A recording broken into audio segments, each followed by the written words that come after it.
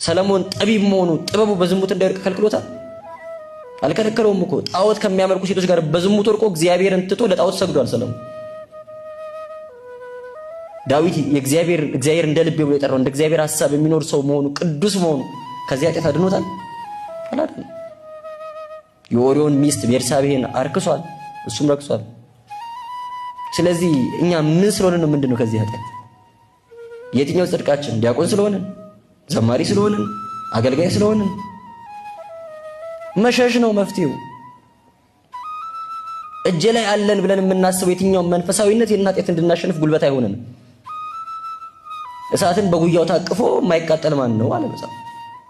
እኛ ከማን እንሻላለን? ከማንም አንሻልም። ከማንም አንሻልም። የማንፈተንበት የማንወድቅበት ሰው በበደለው በደል የማንበድልበት ምንም ምክንያት የለም። ስለዚህ ጌታችን አርቆ አጠረው።